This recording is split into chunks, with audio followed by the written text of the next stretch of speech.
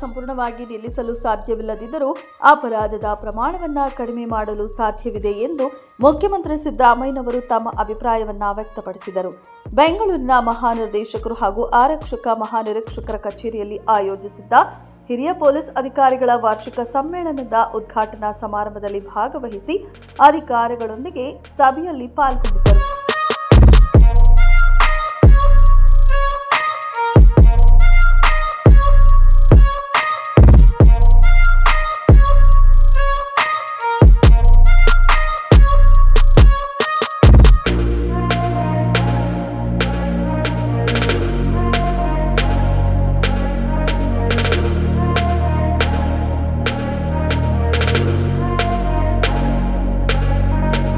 ಸಮಾಜದಲ್ಲಿ ಶಾಂತಿ ನೆಮ್ಮದಿ ಕಾಪಾಡುವ ಗುರುತರವಾದ ಕಾರ್ಯವನ್ನ ರಾಜ್ಯದ ಪೊಲೀಸ್ ಇಲಾಖೆ ಪರಿಣಾಮಕಾರಿಯಾಗಿ ಮಾಡುತ್ತಿದೆ.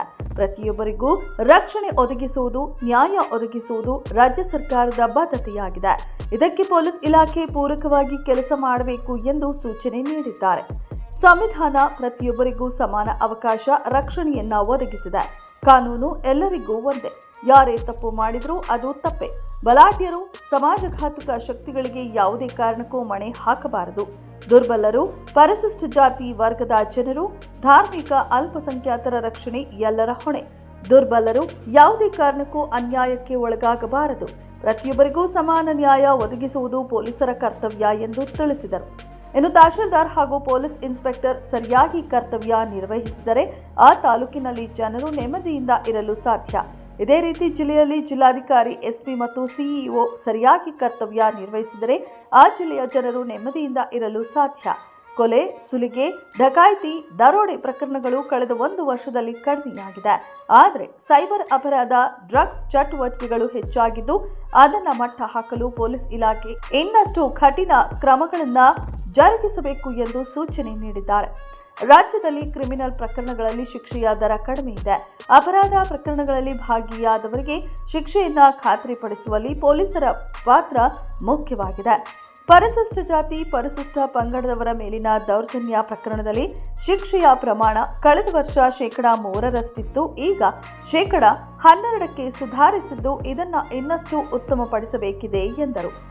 ಮಾದಕ ವಸ್ತು ಪ್ರಕರಣಗಳಲ್ಲಿ ತಪ್ಪಿತಸ್ಥರ ವಿರುದ್ಧ ಕಠಿಣ ಕ್ರಮ ಜರುಗಿಸಲು ಮುಂದಿನ ಅಧಿವೇಶನದಲ್ಲಿ ಹೊಸ ಕಾನೂನು ಜಾರಿಗೊಳಿಸಲು ಸರ್ಕಾರ ಸಿದ್ಧವಿದೆ ಎಂದಿದ್ದಾರೆ.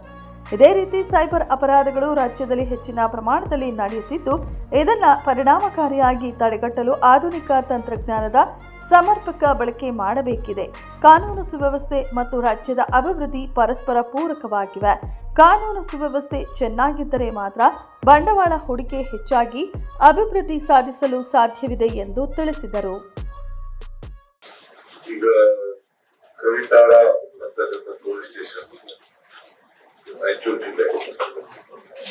ಈ ದೇಶದಲ್ಲೇ 3ನೇ ಸ್ಥಾನದಲ್ಲಿ ಅಂತ ಒಳ್ಳೆ ಪೊಲೀಸ್ ಸ್ಟೇಷನ್ ಇರ್ತದೆ, ಮತ್ತೆ ಕೆಟ್ಟ ಪೊಲೀಸ್ ಸ್ಟೇಷನ್ ಕೂಡ ಇರ್ತವೆ. ನಾನು ಬಹಳ ಸ್ಪಷ್ಟವಾಗಿ ಪದೇ ಹೇಳ್ತಾ ಇದ್ದೀನಿ, ಪೊಲೀಸ್ ಇನ್ಸ್ಪೆಕ್ಟರ್ಗೆ, ಸಬ್ ಇನ್ಸ್ಪೆಕ್ಟರ್ಗೆ, ಅಲ್ಲಿರ್ತಕ್ಕಂಥ ಪೊಲೀಸ್ನವ್ರಿಗೆ, ಡಿವೈಎಸ್ಪಿಗೆ ಮತ್ತೆ ಎಸಿಪಿಗೆ ಅವ್ರು ಗೊತ್ತಿಲ್ಲದೆ ಯಾವ ಅಪರಾಧ ಕೂಡ ನಡೆಯಲಿಕ್ಕೆ ಸಾಧ್ಯ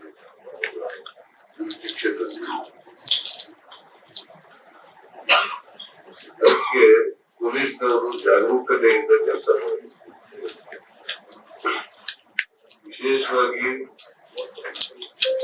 ದುರ್ಬಲ ವರ್ಗದವರಿಗೆ ರಕ್ಷಣೆ ಕೊಡಬೇಕು.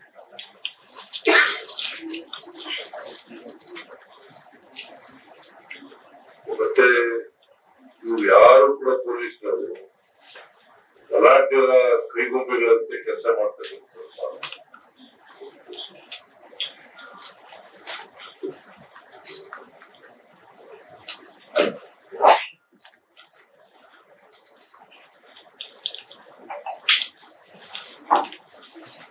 ಈಗ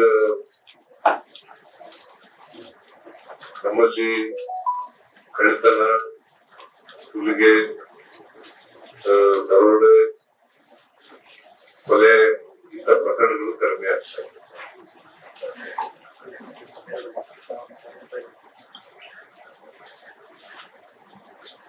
ಆದರೆ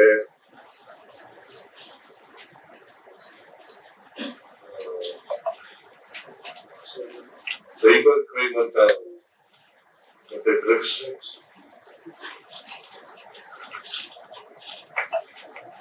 ಅಪರಾಧಗಳು ಕಡಿಮೆ ಆಗ್ತವೆ.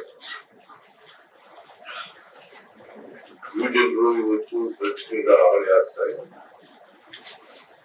ನಾವು ಕರ್ನಾಟಕ ಸರ್ಕಾರ ಡ್ರಗ್ಸ್ ಮುಕ್ತ ರಾಜ್ಯವನ್ನಾಗಿ ಮಾಡಬೇಕು ಅಂತ ಪ್ರಶ್ನೆ ಮಾಡಿದ್ದೀವಿ. ಈಗ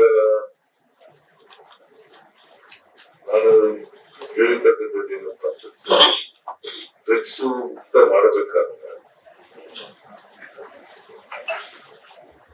ಈ ಡ್ರಗ್ಸ್ ಮಾರಾಟ ಮಾಡ್ತಾನಲ್ಲ ಅವನು ವಿಚಾರಣೆ ಮಾಡಿದ್ರೆ ಅಥವಾ ವ್ಯಸನ ಡ್ರಗ್ಸ್ ವ್ಯಸನಿ ಇರ್ತಾರಲ್ಲ ಅವ್ರನ್ನ ವಿಚಾರ ಮಾಡಿದ್ರೆ ಯಾರಿಂದ ಸಪ್ಲೈ ಆಯ್ತು ಅಂತಕ್ಕಂಥದ್ದು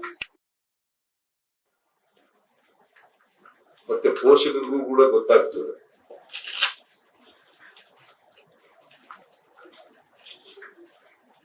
ಆಮೇಲೆ ಡ್ರಗ್ಸ್ ಸಪ್ಲೈ ಮಾಡಿದವನ್ನ ವಿಚಾರಣೆ ಮಾಡಿದಾಗ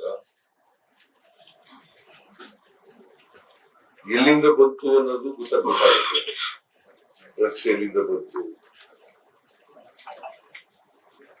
ಯಾರು ಇದನ್ನ ಉತ್ಪಾದನೆ ಮಾಡೋದು, ಯಾರು ಇದನ್ನ ಸರಬರಾಜು ಮಾಡ್ತಕ್ಕಂಥದ್ದು ಗೊತ್ತಾಗ್ತದೆ. ಸೊ ಇದನ್ನ ಎಲ್ಲ ಪೊಲೀಸ್ ಸ್ಟೇಷನ್ಗಳು ಕೂಡ ಕೂಡಲೇ ಮಾಡ್ತಕ್ಕಂಥ ಕೆಲಸವನ್ನು ಮಾಡಬೇಕು. ಜೊತೆಗೆ ವಿದೇಶಿಯರಿದ್ದಾರಲ್ಲ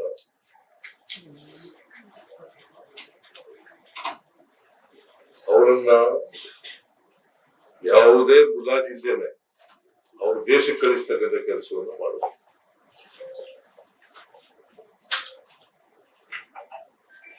ಅವರು ಜಾಮೀನ್ ಮೇಲೆ ಬಿಡುಗಡೆಯಾಗಿ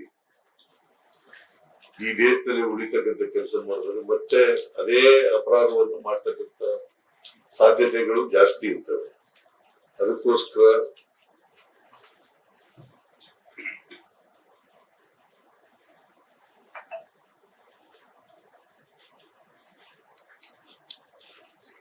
ಅವರನ್ನ ಅವ್ರ ದೇಶಗಳಿಗೆ ಕಳಿಸ್ತಕ್ಕಂಥ ಕೆಲಸವನ್ನು ಮಾಡಬೇಕು.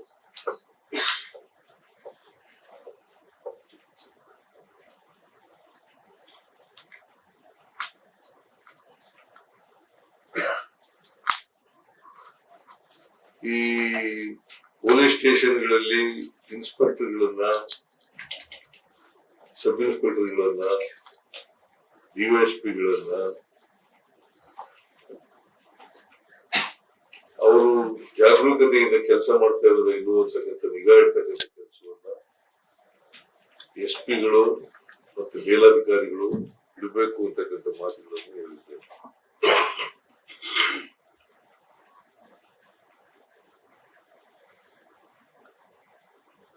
ಅವರು ಶಾಮೀಲಾಗದೆ ಹೋದ್ರೆ, ಈಗ ಉದಾಹರಣೆಗೆ ಬೆಂಗಳೂರಿನಿಂದ ಬಂದು ಡ್ರಗ್ಸ್ ಇಲ್ಲಿ ಬೆಂಗಳೂರಿನಲ್ಲಿ ಪತ್ತೆ ಹಚ್ಚಕ್ಕೆ ಸಾಧ್ಯ ಆದ್ರೆ ಮಹಾರಾಷ್ಟ್ರದವರಿಗೆ, why not Karnataka police people?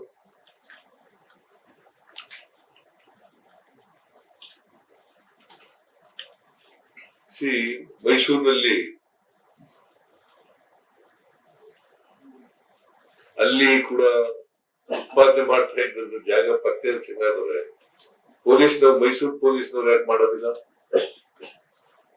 So it is a failure on the part of the police, Karnataka police.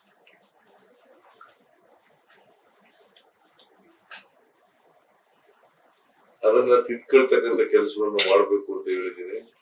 ಅದು ಯಾರು ಸಂಬಂಧಪಟ್ಟಂತ ಪೊಲೀಸ್ನವರು ಇದಾರಲ್ಲ ಅವ್ರ ಮೇಲೆ ಕಠಿಣವಾದಂತ ಕ್ರಮ ತಗೊಳ್ಬೇಕು ಅಂತ ಹೇಳಿದ್ದೀನಿ. ಜೊತೆಗೆ ಸೈಬರ್ ಕ್ರೈಮ್ ಅಂತ ಡ್ರಗ್ಸ್ ಅಂತ ಕೆಲಸ ಇದೆಯಲ್ಲ, ಈ ಕ್ರೈಮ್ಗಳಿಗೆ ನಮ್ಮ ಕಾನೂನನ್ನು ಇನ್ನೂ ಬಿಗಿ ಮಾಡಬೇಕು ಅನ್ನೋದಾದ್ರೆ ಮಾಡಬೇಕಾಗ್ತದೆ.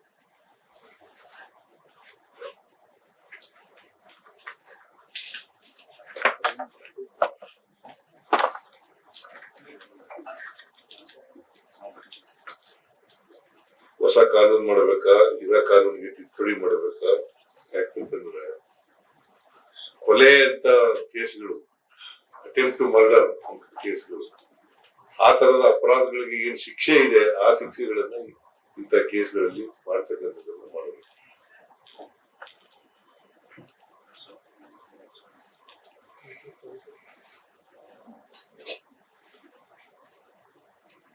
ನಾನು ಜಾಸ್ತಿ ಮಾತಾಡ್ಲಿಕ್ಕೆ ಹೋಗ್ಲಿಲ್ಲ, ಯಾಕಂತಂದ್ರೆ ಎಲ್ಲ ಗೃಹ ಸಚಿವರು ಮಾತಾಡ್ಲಿ ಅಂತೇಳಿ. ಮತ್ತೆ ನಾನು ಇವರು ಬೀದರ್ಗೆ ಹೋಗ್ಬೇಕಾಗಿದೆ. ಮತ್ತೆ ನಮ್ಮ ಭೀಮಣ್ಣ ಖಂಡ್ರೆಯವರು ಕಾಲವಾಗಿದ್ದಾರೆ, ಅದಕ್ಕೋಸ್ಕರ ಅವರು 5 ಗಂಟೆಗೆ ಕ್ರಿಮೇಷನ್ ಮಾಡ್ಬಿಡ್ತಾರೆ, ಅಷ್ಟೊಳಗಡೆ ಹೋಗ್ಬಿಡ್ತಾರೆ. ಆ ಕಾರಣದಿಂದ ಜಾಸ್ತಿ ಮಾತಾಡಕ್ ಹೋಗಿಲ್ಲ. ಇಷ್ಟು ವಿಚಾರಗಳನ್ನ ಹೇಳಿದ್ದೇನೆ, ಇನ್ನೂ ಕೆಲವು ವಿಚಾರಗಳನ್ನೆಲ್ಲ ಹೇಳಿದ್ದೀನಿ. ಇವರು ನಮ್ಮ ಹೋಮ್ ಮಿನಿಸ್ಟ್ರು ಅದಕ್ಕೆ ಬೇರೆ ವಿಚಾರಗಳನ್ನೆಲ್ಲ ಪ್ರಸ್ತಾಪ ಮಾಡ್ತಾರೆ ಅಂತ ನಿಮಗೆ ಹೊಸ ವರ್ಷದ ಶುಭಾಶಯಗಳನ್ನು ಕೋರಿ ಬಯಸ್ತೇನೆ.